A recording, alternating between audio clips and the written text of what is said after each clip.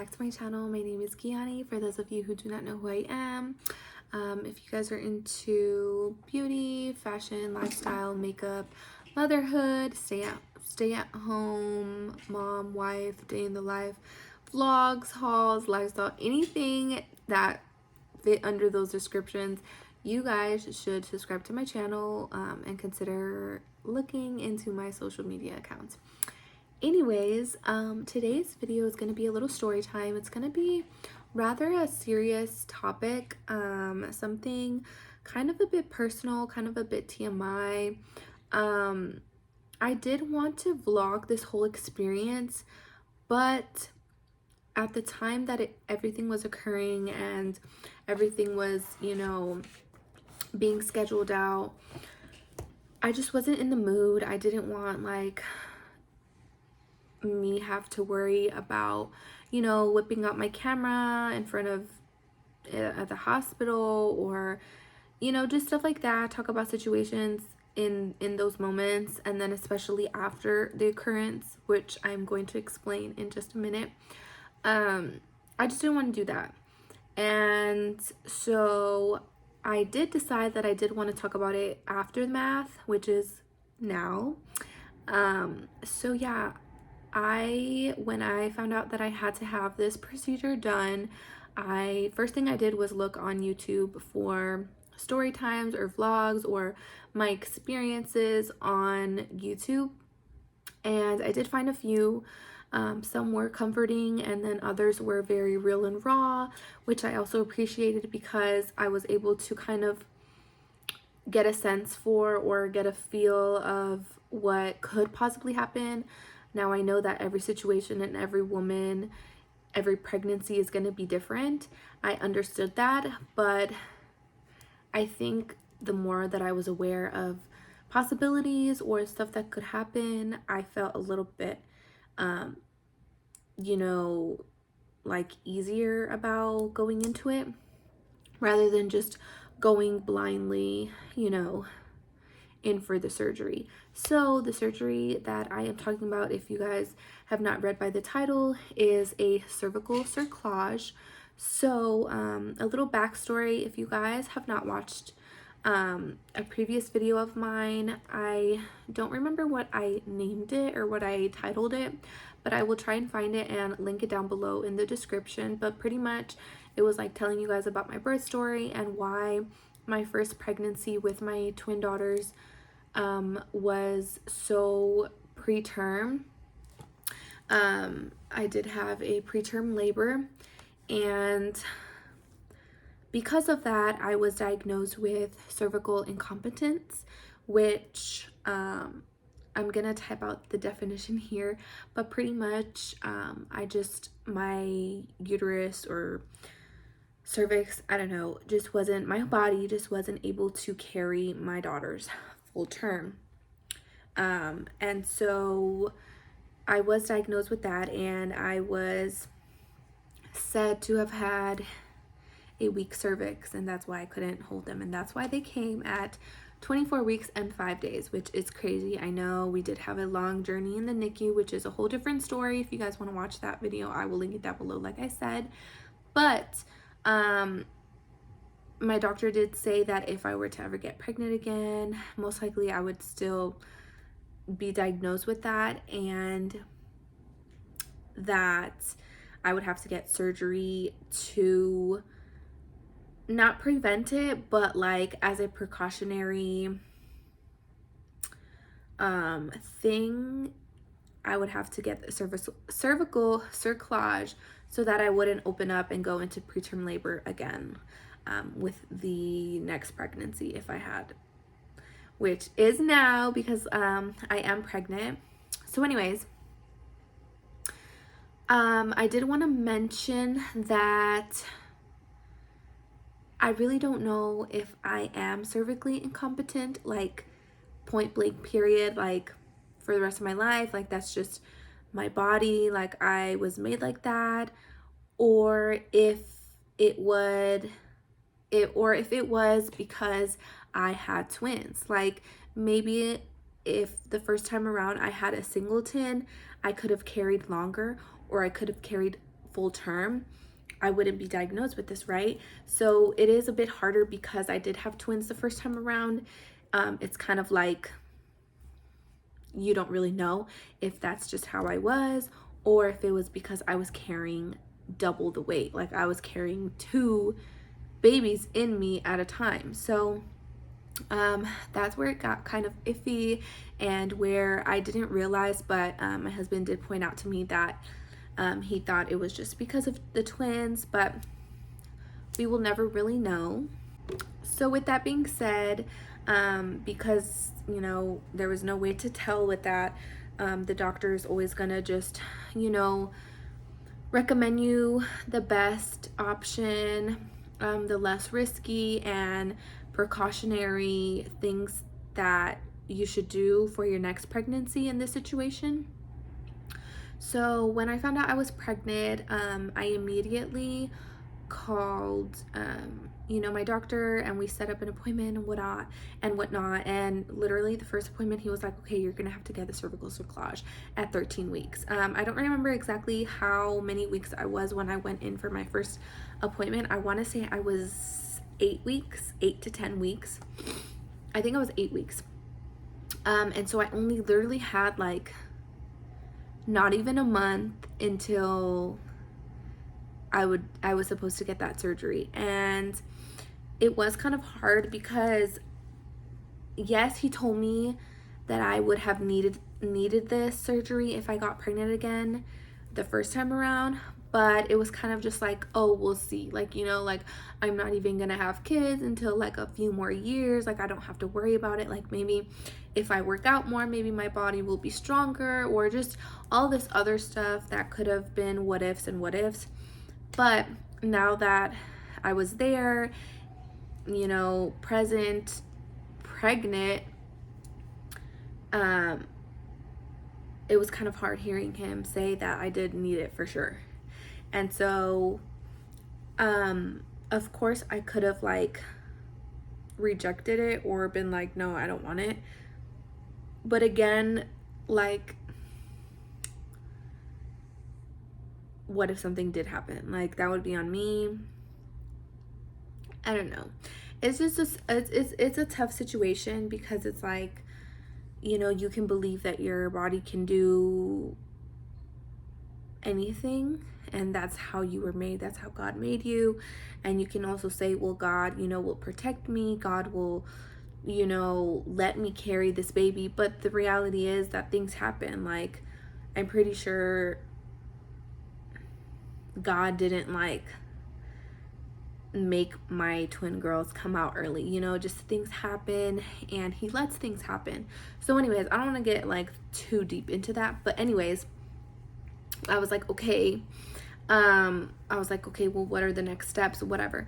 And he was pretty much explaining how it went. I was kind of scared because I didn't know exactly what everything was gonna take place for the surgery, but pretty much he told me I was getting the McDonald cervical cerclage. So I'll try and insert a picture of how it looks. I believe there's 3 different types of cervical cerclages, but pretty much he was gonna go in there. It's a pretty quick it's a pretty quick and common surgery during your pregnancy, where they stitch your cervix closed, which sounds super scary, you guys. I know. I was like, what? Like, what? But yeah, anyways, so it's not super invasive, but they do, they go under there and do that.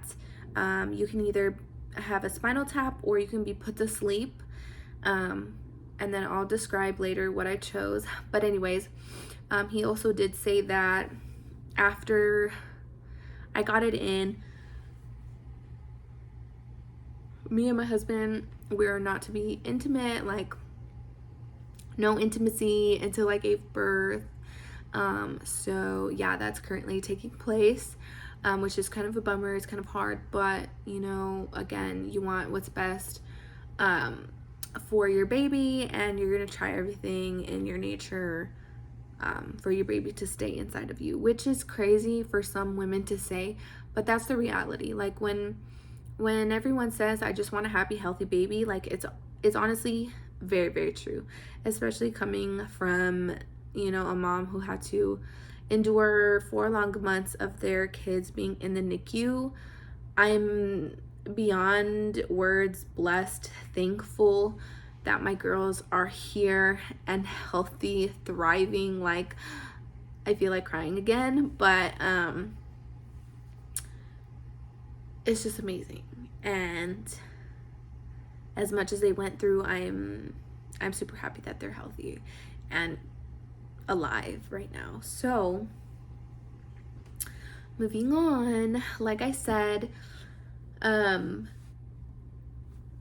we had set this the date for this cervical cerclage around 13 to 14 weeks, I believe.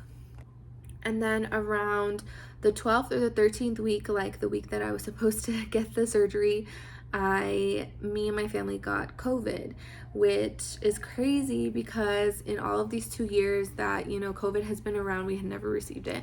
We had never gotten it until then.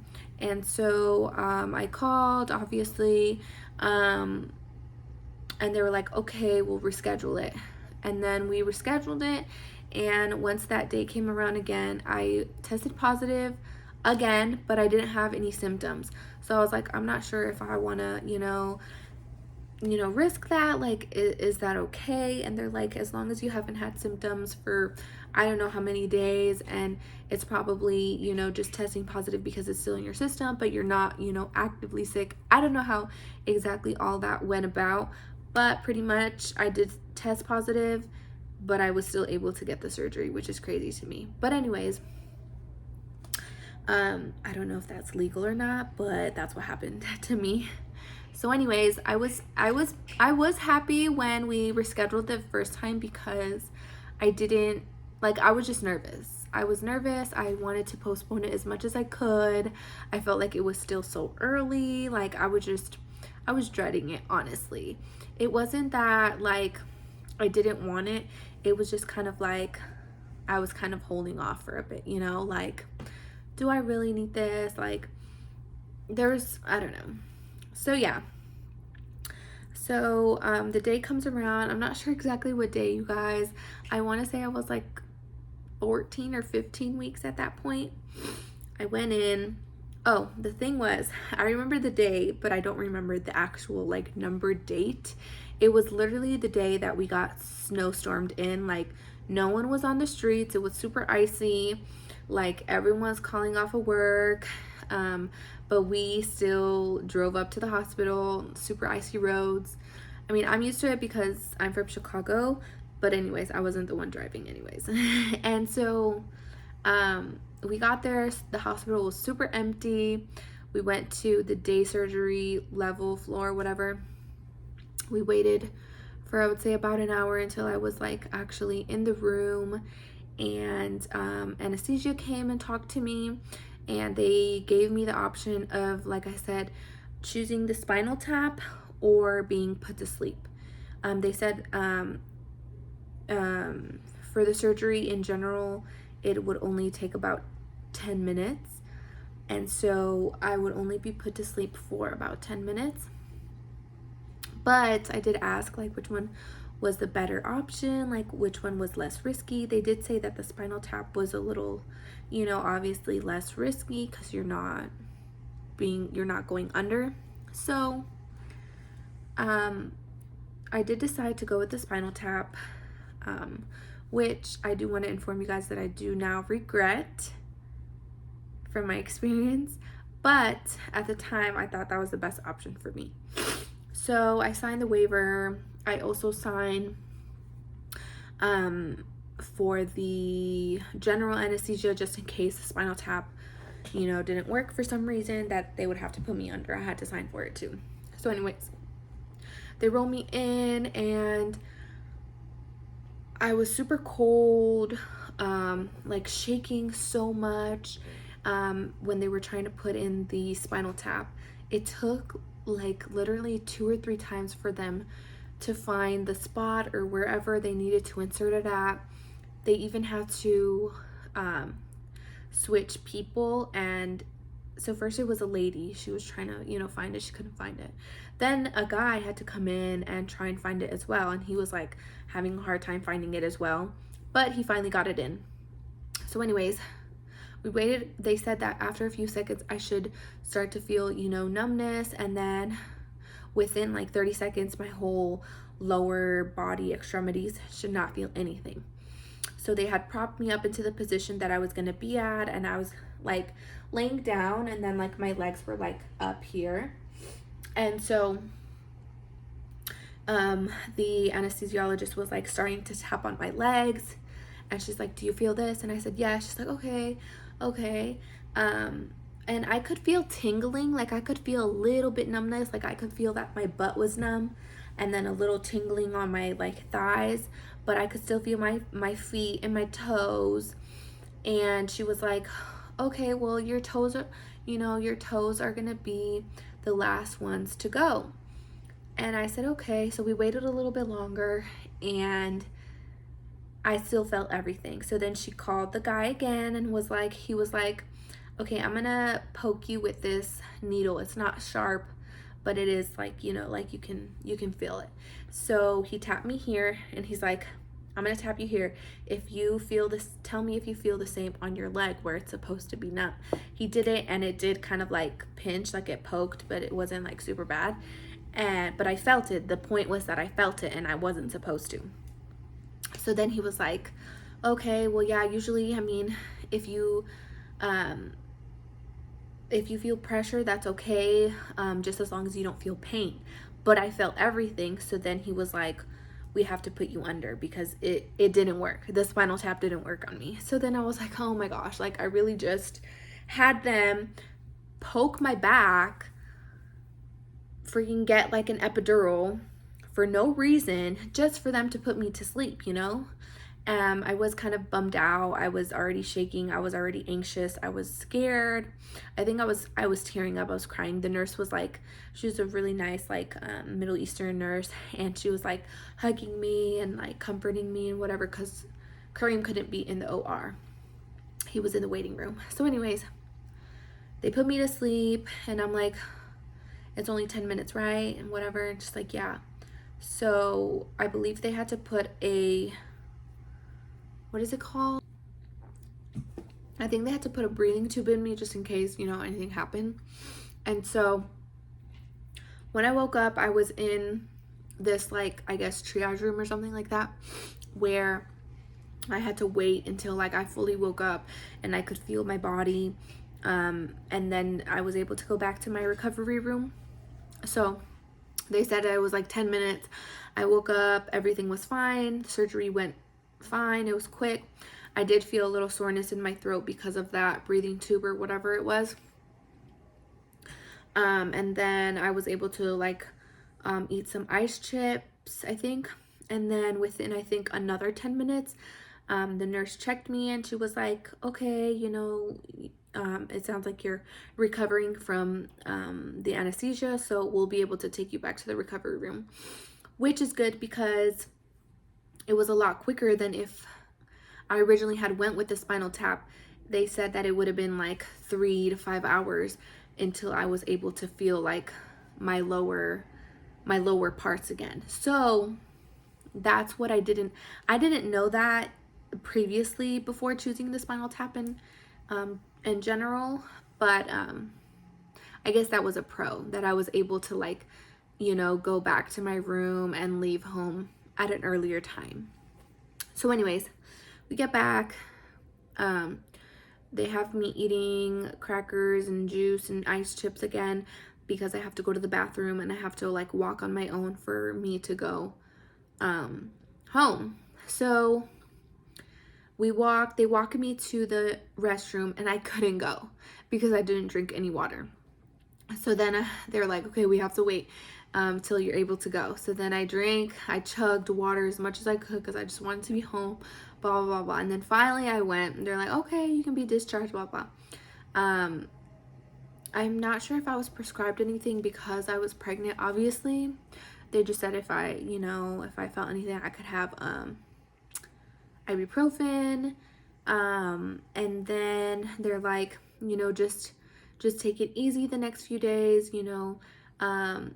lying down, don't do any physical activity. Obviously, don't be like walking super normal, like just rest, like as if you were sick. So that was my plan.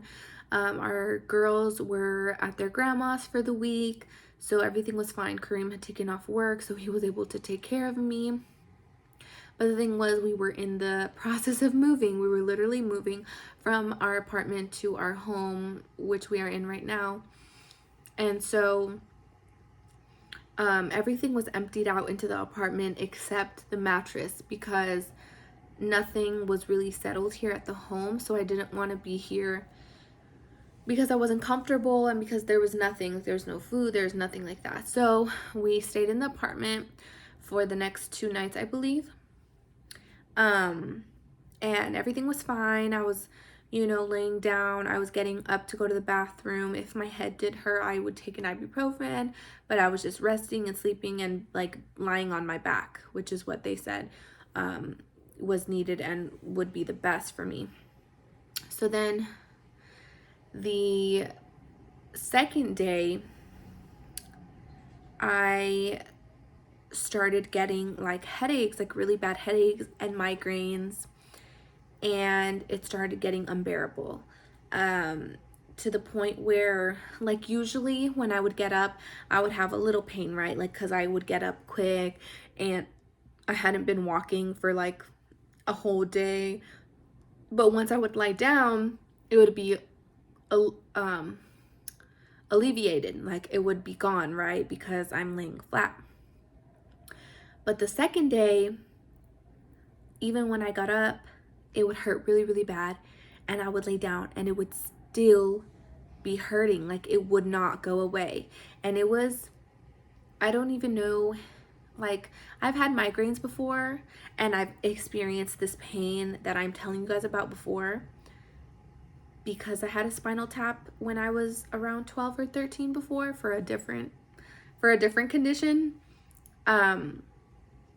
So these headaches were so severe, you guys. It felt like there was knives just like constantly like penetrating my head. Like it was throbbing. Like my head felt like it was gonna explode. Like it was throbbing. Like I could not. I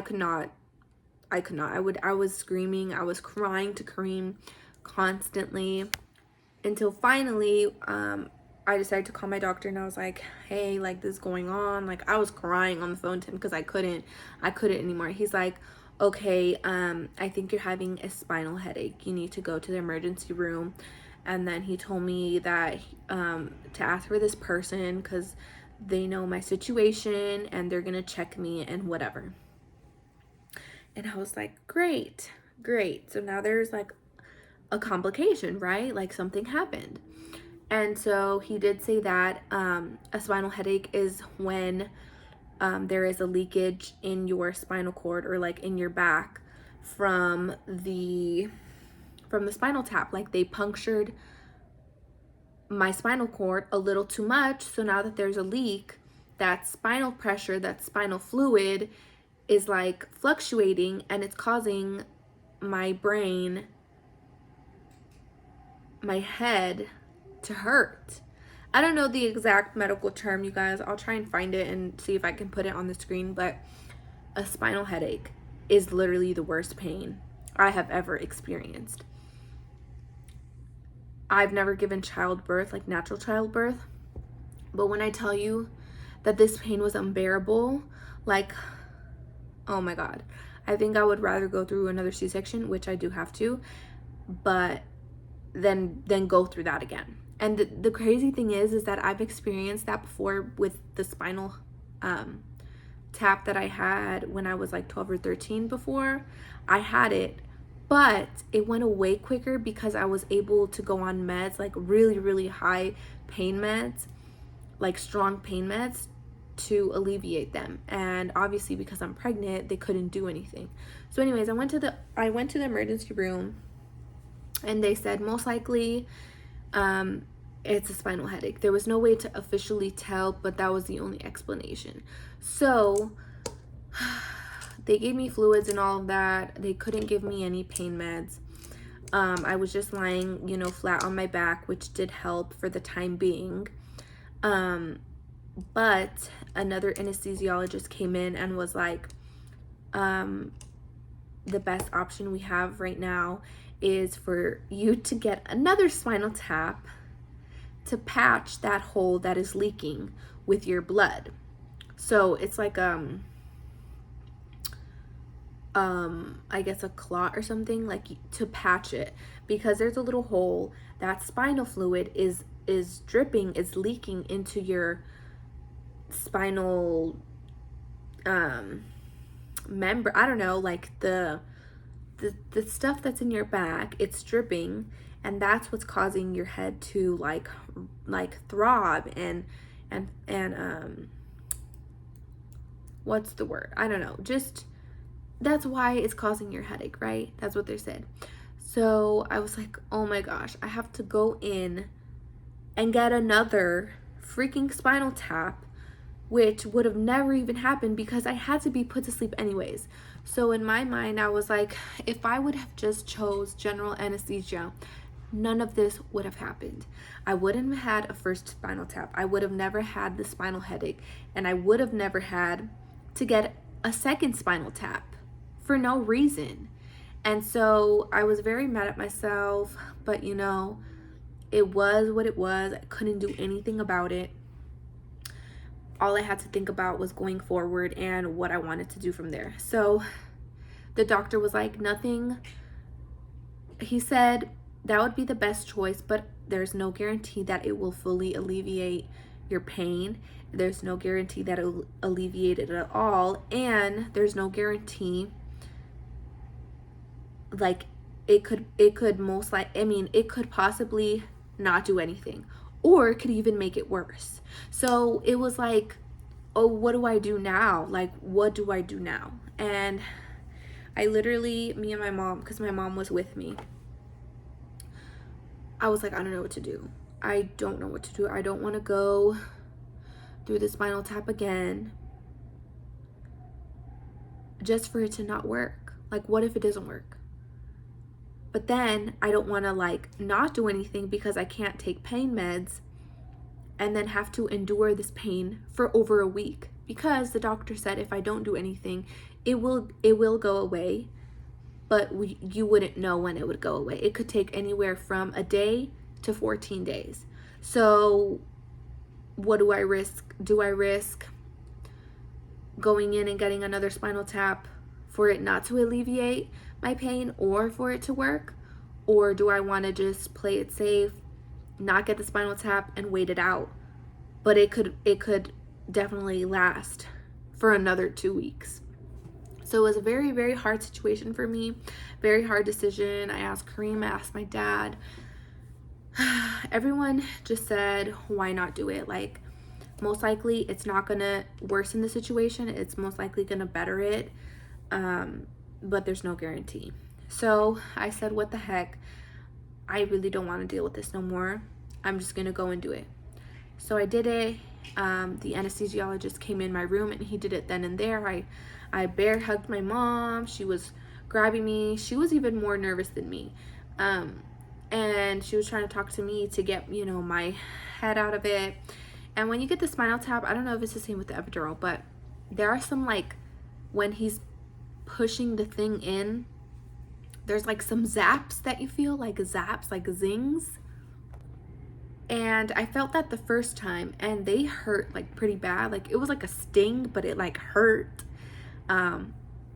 for like a second, and I kept feeling them again the second time.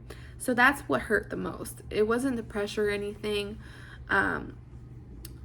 because at the same time, while he was on the back, you know, like cleaning my back, trying to find the spot, the nurse was taking out blood, because that's the blood, they were using my blood to patch up that hole. So it was like a two thing going on, and I was scared and anxious and nervous. And they said that once he's inserting my blood, I should be able to feel an instant relief.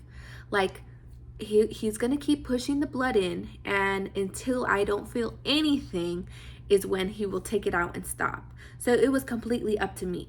And so it was very hard because I felt like I was, feeling all these different emotions. I was like, I don't even know if my head is hurting right now because I'm thinking about other things. And so then finally I did feel a little better. I was like, I realized that I didn't have that severe pain, that severe headache. So I was like, okay, like I don't really feel it. So then he stopped completely. He pulled it out, no questions asked. He just pulled it out. And I was like, okay, is that it? Like, I didn't know that he was just gonna pull it out and that was it. So they were like, okay. They cleaned me up, everything was fine. So then they told me to lay down again and that they would check back in an hour. Well, in an hour, when I got up again, I could still feel my headache. It wasn't as intense. It wasn't so severe as how it was when I first came into the emergency room, but I could still feel a slight headache. And so they were like, okay, we're gonna give you a prescription for a low dose, whatever, pain med that was okay to take during pregnancy. Is that okay? So they sent us home, everything was fine. So then I went to my mom's house because she was gonna watch me for the week while Kareem went to work and because of the moving situation. So I was in my mom's house for the next week because I still had a headache, you guys. The dang spinal tap, the second one, did not alleviate everything, which, like I said, was very much a risk that I took. It was no guarantee that it would have taken away all of my pain, but I can say that it did take some of it away. So I was still resting, still lying on my back because that's what just felt better. And then I think 2 days later, it got really bad again. And I had to go to I had to go to the emergency room again because I was getting nauseous and it was not getting better. So I went, they gave me fluids, they laid me down, I felt better. I got I think it was a CT scan just to see if anything was anything else was wrong with me. But it came back clear, nothing. So they sent me home again. They're like, I'm sorry, there's nothing else we can do. Like, there's nothing else we can do. And I said, oh my gosh. So I literally just had to endure whatever pain I had for however long. Thankfully, it was only, I would say, about a week. It was about 5 days. I think it was like Monday through Friday that I was at my mom's. And by Friday, I was able to like get up and walk slowly. I was able to shower myself. Yeah, I was able to walk. And then finally, you guys, like, the weekend came and I just felt like a brand new person. But that was kind of an all over the place story time. But I did just want to share with you guys my experience because I don't know if I've ever heard or read about anyone else having the spinal headache complication or aftermath because of the spinal tap, because of the cervical cerclage. So I really did just want to share this and put this out there on YouTube for anyone else who may have gone through it or is, I don't know, going through it right now. I'm so sorry. But yeah, you guys, it was not a pleasant situation. It was not a pleasant week. It was very like, I was very desperate because I couldn't do anything. I couldn't watch my girls. I had to be babied in a good way, but also like my mom was taking care of me, like literally if I was 10 years old, like bringing me food, like putting me to, like, it was nice because I know that not everyone has that support and not everyone, can just stop being a mom and have someone take care of them in situations like that. I'm blessed for that and thankful for that. But it was also very desperating because, You know, I wasn't able to get up by myself. I wasn't able to shower. I wasn't able to, like I said, take care of the girls. It was very hard. So yeah, you guys, that was my experience. I am currently 22 weeks. So I still have my cerclage in. All of the post-op appointments, my cervix and my stitch have been looking good according to the doctor. Baby is good. So all that's left is that, you know, we wait until we can take this cerclage out at 36 weeks, which I'm very nervous about because I will not be put to sleep. He's going to take it off in his office with no anesthesia, no nothing, which I'm so scared about, so nervous about.